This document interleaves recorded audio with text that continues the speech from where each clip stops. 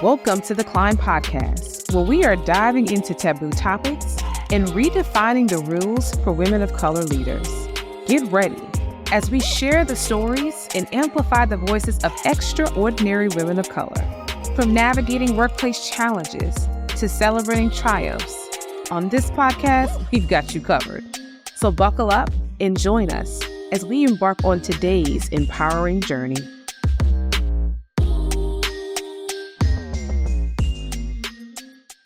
Welcome to the Climb Podcast, where we empower women of color in the pursuit of their leadership goals.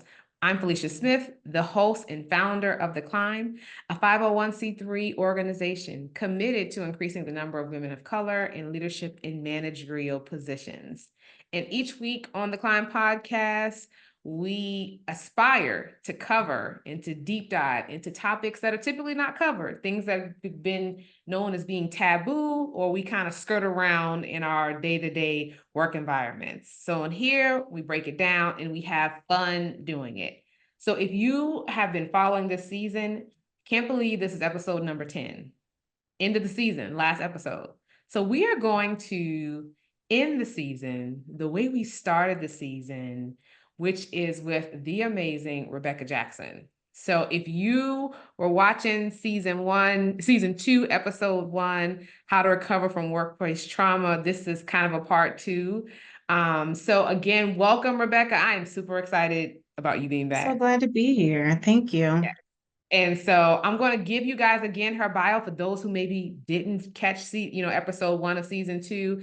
And after you hear this, you're definitely going to want to go back, because we're going to do a little bit of a recap, but you want to hear that whole episode. So Rebecca is clinically trained facilitator, teacher, consult, and coach. Her career began in small Mattapan church, where she served as a pastor from 1999 to 2005. Her love for teaching, leading, and supporting communities of color led her to Simmons College Graduate School of Social Work, where she began facilitating dialogue around issues of race and identity in clinical work, which she has continued to do in organizations.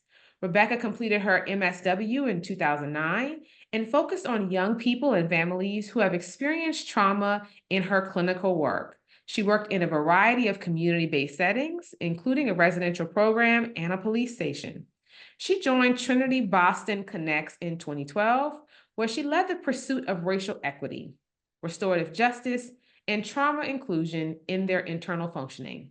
Rebecca founded Trinity's organizational equity practice in 2017, where she led her team in providing specialized equity, consulting, and training services to local and national organizations around a variety of equity challenges. As Chief Program Officer at Trinity, Rebecca led a strategic planning process for the organization's 5 programs and developed new human resource processes based in equity and restorative justice. Oh, I love this. Rebecca continues teaching at Harvard Graduate School of Education, Boston School of Social Work, and Bridgewater State University School of Social Work. Through Love Seed, Rebecca applies her decades of leadership and teaching experience in supporting mission-driven organizations to strengthen their equity practices internally and externally. Rebecca creates space where people can have difficult but necessary conversations, learn, grow, and thrive. She builds sustainable and brave leaders and organizations that bring their equity values to life. And all of that is so true, because we got to experience some of that last or 9 episodes ago. I cannot believe it's been a whole season. So Rebecca, let's talk a little bit about the last episode. I know a lot of people after that episode, number one, I was telling everyone, listen, you got to listen to this, because I told you I went in not thinking that I was going to see myself in it, right? Mm-hmm. And I think you were on like minute 2 and you talked about trauma and how overworking can be a trauma response. And I was like, oh my gosh, just turned on me. He's here. What do I do with this? And so I got a lot of feedback about people being able to see themselves in all the amazing things that you said. Is that typically a response? That's something that you get when people, as people, interact with you? or even from the last podcast?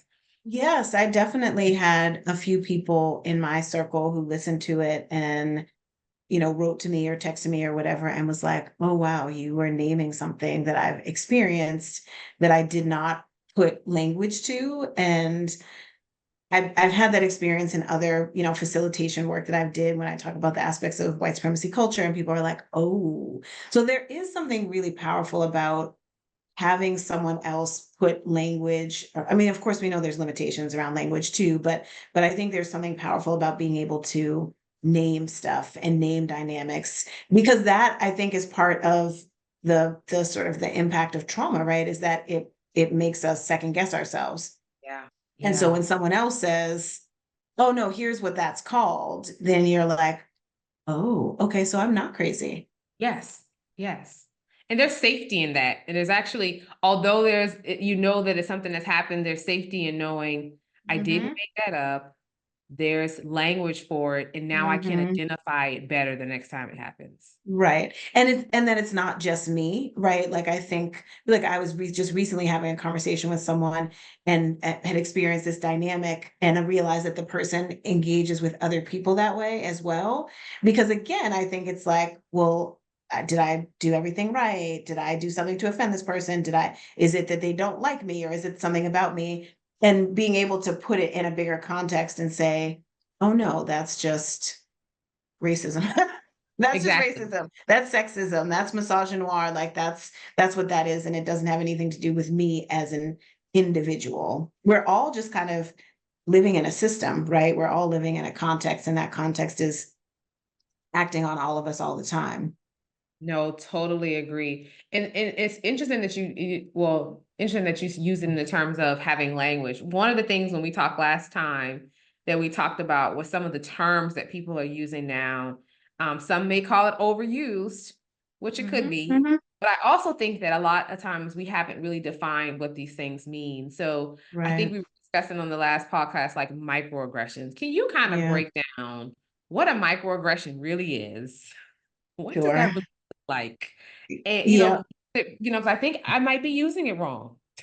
Oh, interesting. So I will say that the term was coined by Dr. Sue, S-U-E, I believe, maybe in the 90s. I'm not sure exactly. But there's an article that people can read that has a whole sort of list of different types of microaggressions.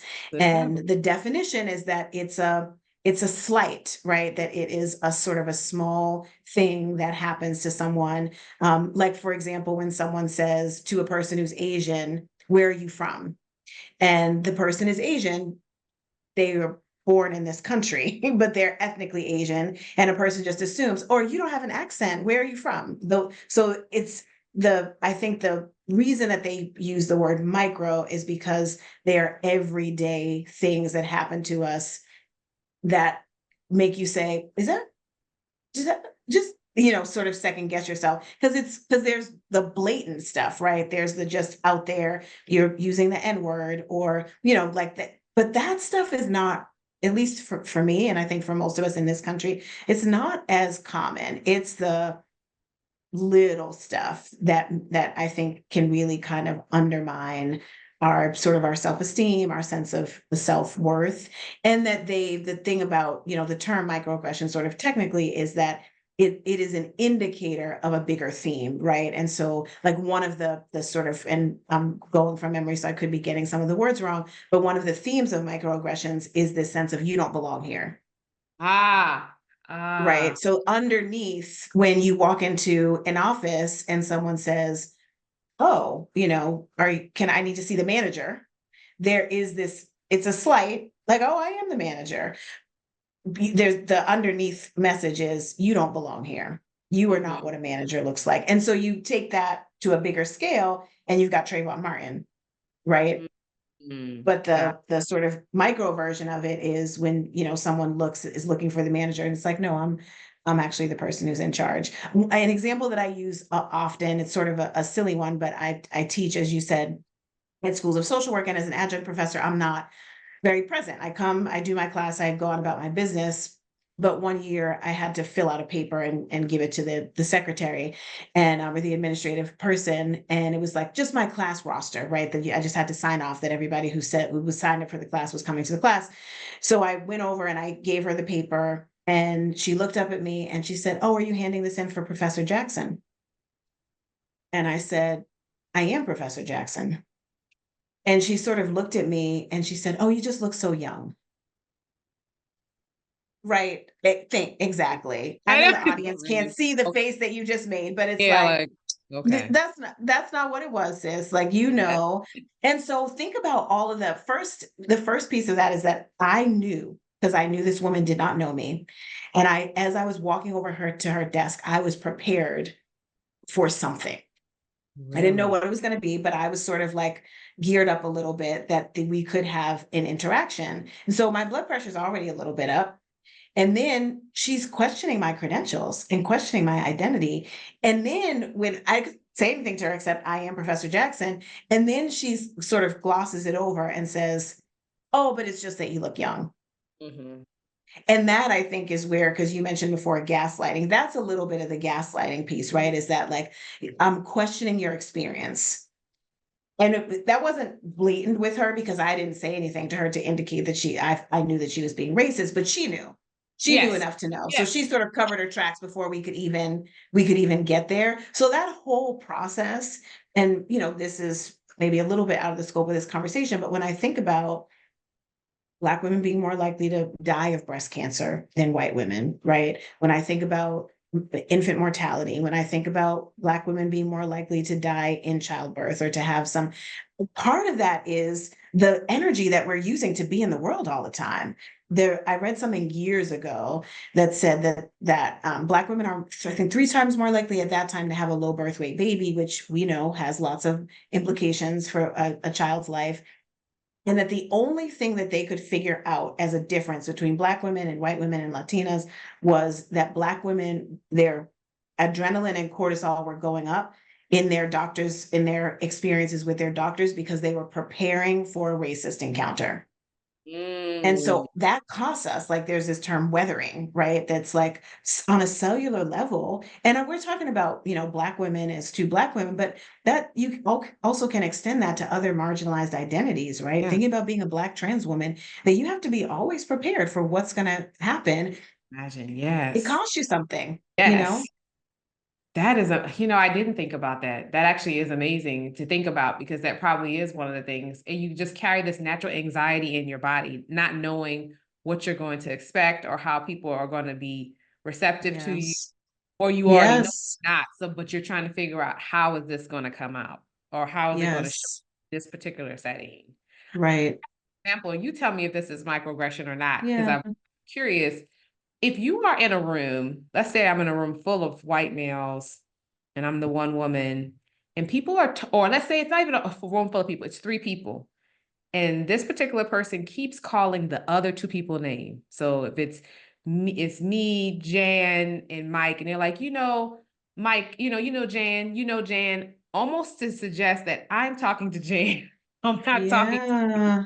Is that considered a microaggression when someone's just really making it very apparent that they don't think you need to be here? Yeah.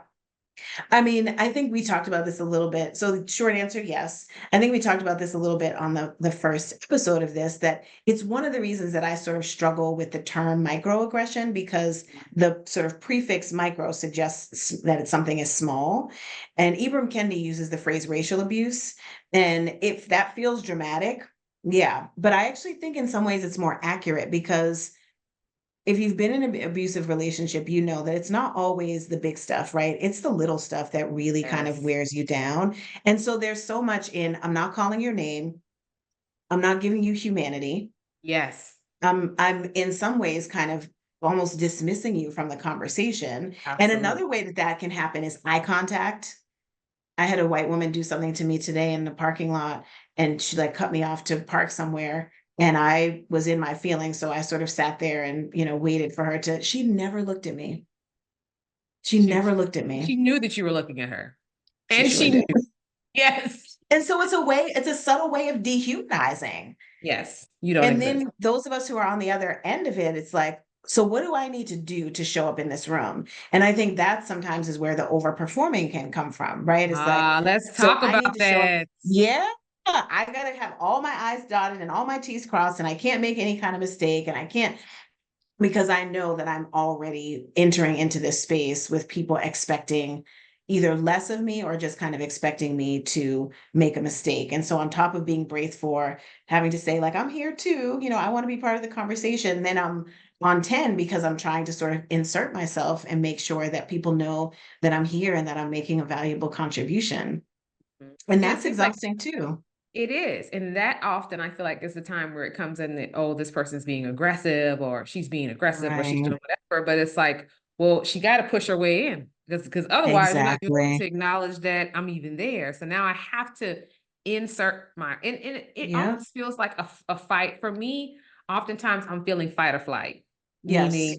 either I'm going to insert myself and push and to your point, overperform to make you think that I'm competent, or I'm just gonna say, I don't even care. I'm just gonna Yes. sit back Yes. and Yes. forget it because I don't need, because why am I doing this with you today? Right. Right. Exhausting. Yeah. No, that's real. And I'm thinking about an organization that I do some work with, and there's a Black woman who is basically like, yeah, I see all this stuff that's happening. And like, I'm not trying to fight it, just I don't have the energy. I see it, they don't see it, it's fine. And there's sort of a resignation, which I completely understand because you have to pick your battles. You have to, and that's part of it too, is like, am I going to say something about this? Exactly. How much is it worth? I always say, how much is it really worth to me? I ask myself, is it worth it? Yes. Maybe not. Yes. How many times am I gonna have to work with you? Right. Right. And one of the things that I think about, because I was thinking about, oh yeah, Rebecca, what are some microaggressions you've experienced in the workplace? And I had a colleague he was my boss, a white man, and I was sitting in the basement, which is where our office was, and the lights were off, but it was like 9 in the morning. So not a lot of light in the basement, but also like not pitch black. And he walked in and he was like, oh, you like to sit down here with the lights off, but nobody can see you if the lights are off. What? And What?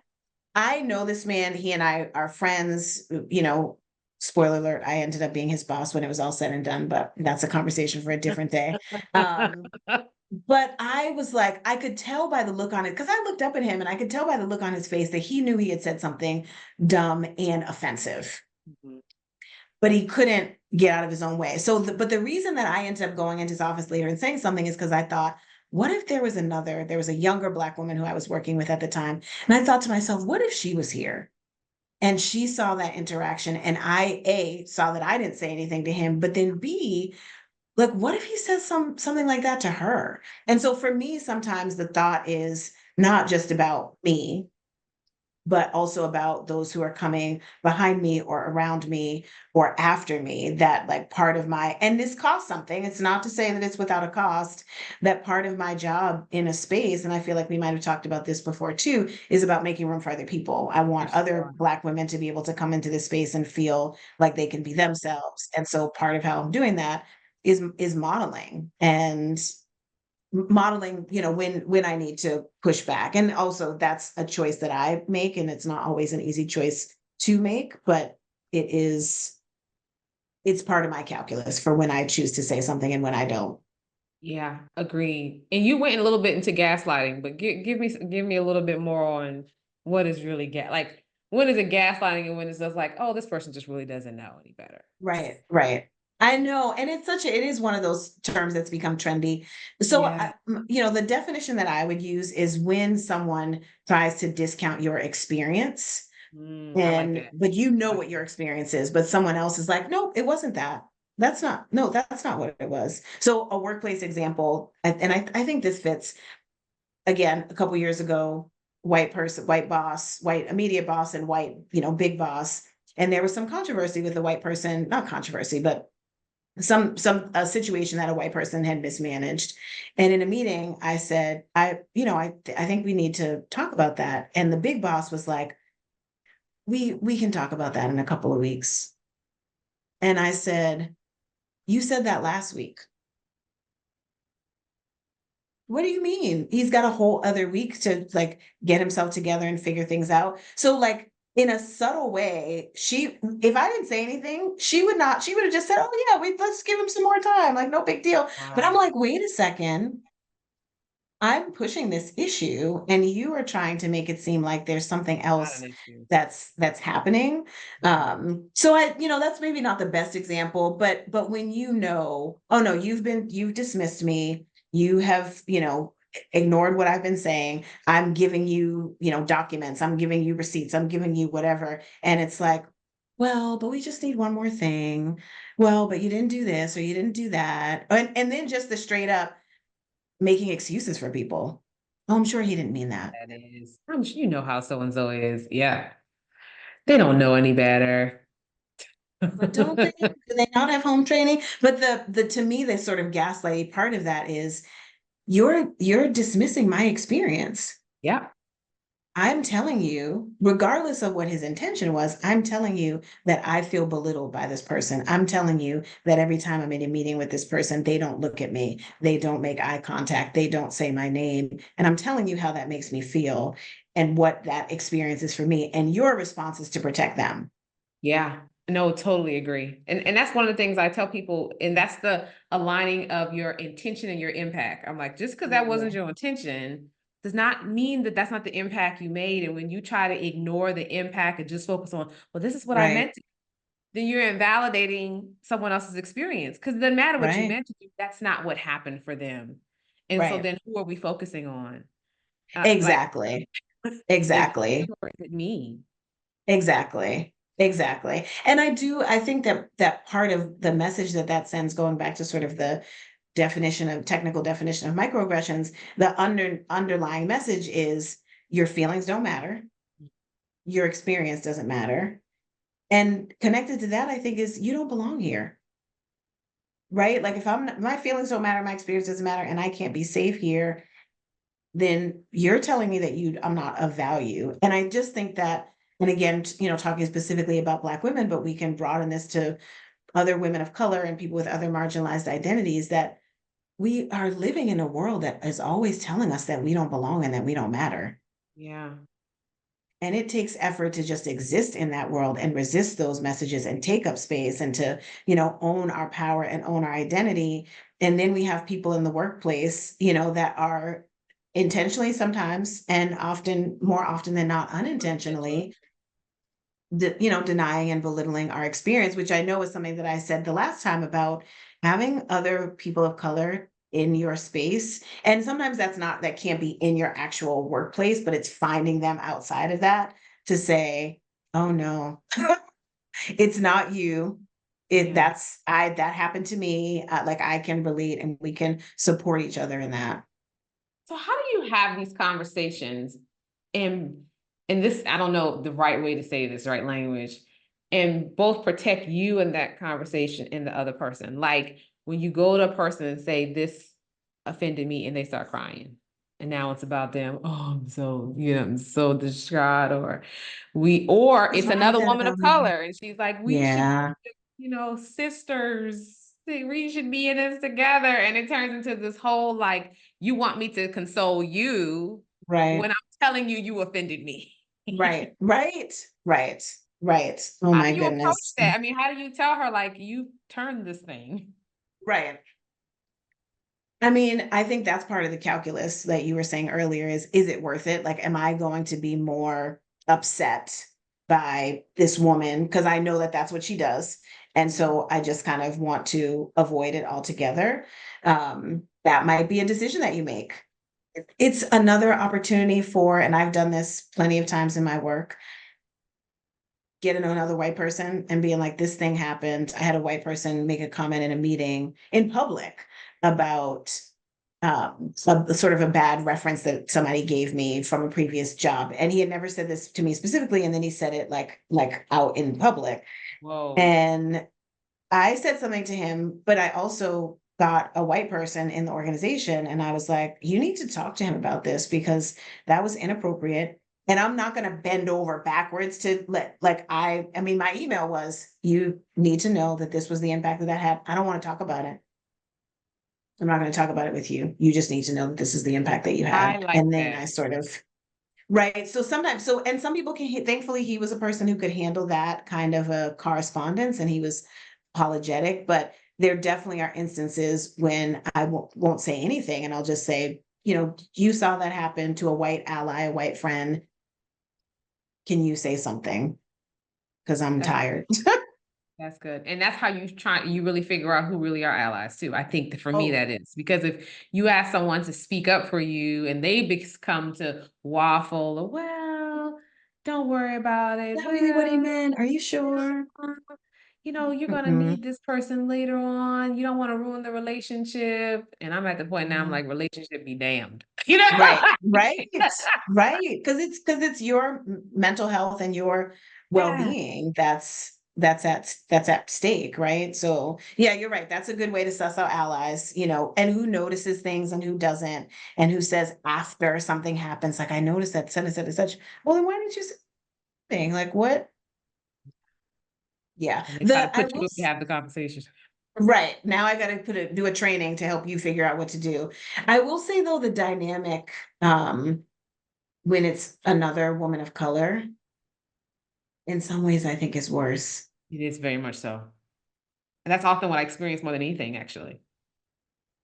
Yeah, I think that's worse and harder to, because a lot of times these days, like there's enough white people have enough, many of them have enough of an awareness, right, of like of racism, and so they might not always react well. But I do think that people of color, we are not as adept at this point. I can't believe I'm saying this, but like, and being able to call our own stuff with each other. Yeah. And because we've internalized it too. That's the thing, right? Like we've taken that into all of the racial messages and we are projecting that and spewing that out on each other. I mean, I'm sure you have people in your life, I do, mostly older people who are like, see, that's why I don't work with Black people because you can't trust them because they don't do a good job because they don't, or the inverse. That's why I always work with white Unfortunately, people. yes. I don't. My uncle says that he's in his 80s. He's like, yeah, that's why I don't hire Black people to do those kind of jobs. You need a white person, and it's like it's funny, and also like, oh wow, you've taken You in, really think that you you really, internalize that. It's a thing. yes, and that's harder to I think suss out for people to be able to point out the fact that your treatment of me is a reflection of internalized racial ideas and you've hurt me. And I think you're right that the instinct is we gotta stick together. Well, Yeah, now we're sticking together. How come we exactly. weren't sticking What happened? together before? What happened an hour ago? or or Seriously. when you were saying that thing that you didn't think was going to get back to me. You weren't sticking together then, but now you're like, we're sisters. That Mm. really gets under my skin. Oh my God. And it's painful because like we all do the sort of the look around, right? When you get into a space or if you're applying for a job, you look at the website, how many people of color are there? And to have the expectation that, oh, I'm going to find some allies, I'm going to find some solidarity and to be let, because we don't really expect solidarity from white Nope. people. Nope. So that it's not disappointing. I mean, it can be, but it's not, our expectations As aren't high. disappointing where you're like, hey, I think we're going to vibe. And then when we don't, it's like, well, that was a letdown. Right. And we don't have to be friends, but yeah, we should have each other's backs in these types of Absolutely. situations, and we Absolutely. often do not. Absolutely. Oh my goodness. Rebecca, this is always an amazing conversation. And that almost led us into, I'm not going to lead us into another topic, but I was thinking as we were talking about that, we'll talk about it another time. It's like respectability politics too. We talked about, people who have, Yeah, and I know yeah, that I am a player in respectability politics. And I often have yeah, to have conversations with myself like, okay, Felicia, are you being, yeah. respectable now? Or, because Hmm. well, I think we should cover that. Listen, We guys, Rebecca should talk. might I be would love back to for talk about season that. season three. We might be talking respectability.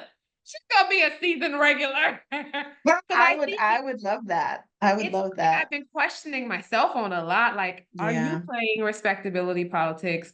I'm becoming older. I used to be the youngest person in the workplace. Now I'm not. Hmm. And you see Hmm. things and you're like, is that just your way because of when you came up, or is there Yeah, really a theme? So that's yes, real. That's it very is. real, especially generationally. Can I tell a story really quickly Yes, that's go kind of ahead. related to that? So I supervised a team comprised mostly of Black women, and I had younger than me. So like I'm 46. So, 10, 12 years younger than me. And one day one of them wore something that was, I would say, as at my 46-year-old self, that it was inappropriate, like a little, too much skin. And we had a new boss who was a Black woman. And she came to me one day and she was like, I don't ever want to see that again. I'm about to enforce a dress code. And I was like, I tell you, the Aries fire spirit in me rose up because I was like, what we are not going to do is police Black women's bodies. We're not going to do it. Like, Mhm. and that's your impetus. I didn't say it to her in that way, but I've said very forcefully, like, this is a thing that Black women are dealing with all the time. We're being tone policed. Our bodies are being policed. Our attire is being policed. Our hair is being policed. Like, let's not lead with rules. Now, I went to my direct report and I was like, can you not wear that shirt again? But Because that's like it kind different. of was inappropriate, right? Like it was not Yeah. the best thing to wear in the workplace. But I'm also like, so holding that balance, I think, of sort of the respectability politics, the appropriateness for a professional environment, what that means. And I want everybody to be free, right? Especially when I have Black women who are reporting to me. Like, I want to do everything I can to create a better work environment for you, a better world for you, a better place for you. And also, like, you probably shouldn't be showing that much skin out, And that too. And that too. right? And just being able to kind of hold all of that balance. But it was the boss, I think, was really aligned with white supremacy, right? And sort of like the instinct was, I'm going to make a rule to prevent that from ever happening again. That's probably not the answer. Yeah, we gotta dig into this thing. You might want to shake your finger at me when you're done too. Some of it raises Yeah, up like, oh my God. I'm like, I oh get my. it. I mean, I have this conversation with executive directors all the time about like dress code and professionalism and what is it and what does it mean? And I'm a preacher's kid. Like, my mother told me I wasn't fully dressed because I didn't have on a necklace the other day. Like, I mean, I get it. And it is for those of us who have ascended to positions of leadership and are kind of shaping the way for the next person. I think it does give us a responsibility to really think about, what's this about? Where does this come from? Where did I get this? Is it just me? Is it, just to hold all that? And it's complicated. It is complicated. It is. But to your point, searching into the roots of it. How did it is it true? Is it something that I'm just holding or is it really true? And who gets to decide what is It's appropriate and not as appropriate? yeah, And how are we teaching them to come up in the world? How am I right, shaping them as the next leader? What am I telling them and am I telling them something that's wrong? Because maybe it's not a right, big idea. Maybe it's just my personal thoughts about how things should go. right. I We're gonna know. dive It's a into lot of that. work. We're gonna I would dive love into to. that. I don't have any answers. As a friend of mine says, I don't have any answers. I just have more questions. But I think that it's worth that's, but to me, that's the root, like that's the meat, right? Is like, we don't have to come up with answers, but let's talk about it. Like, Let's let's talk dig about into it. it. Let's kind Yes. of So pull that it we can out. question our thinking, question why we choose to do a thing. Because if we're gonna raise the next generation of leaders, we have to not make them robots and rules and do this or do that, but just really think through how to be passionate, empathetic, but also to Yeah, know that there are some rules to this road. So how do we right. do that in a way that's not icky or shutting someone Yeah, down? right. Rebecca, thank Okay. you so Thank much for you. I'm joining so us. glad to be with you again. And you're going to be with us again. Tell the Yes. audience again how they can find you if they want to reach out to you. What a great question. So by the time this airs, probably my website will be up, which is loveseedpractice.org, all one word. I know. And they can also find me on LinkedIn, and they can find me on your website. Yes. You can find me on my website, all the things. Yes. Thank you so much. And Thank again, you. every What a time we get pleasure. together, I learn so much, and I'm excited for us to get together again. We're building a bond. So I really Yes. enjoy I'm you. starting a podcast soon, and I'm gonna have you on. It'd be my first podcast invite. Really? Yes, I do a podcast. I very seldom get. That'd be my first time being invited to one. Oh, yeah. I would love to talk to you about what it means to sort of be building and creating opportunities for Black women to be rising into leadership. Like, I just think there's so much. I mean, we might have to just do 3 or 4 episodes to talk about that. Yeah, there's a lot in there, but it's all passion, to your point. Yeah. Yep. Well, Yeah. thank you so Yeah. much. And I look forward to us Thank together you. in whatever various ways we get together again. Thank Yes, you I'm so much excited. today. This is the last episode of season 2. We're going to take a 2-week break. We'll be back at the beginning of November. But again, until you see us again, keep climbing, keep rising, and I will see you guys again soon. Thanks for tuning into the Climb Podcast. If you enjoyed today's episode, don't forget to subscribe, rate, and review us on wherever you listen to podcasts. For updates and behind-the-scenes content, make sure you're following us on Instagram and LinkedIn at Join the Climb. Until next time, keep climbing and keep thriving, sis. See you next episode.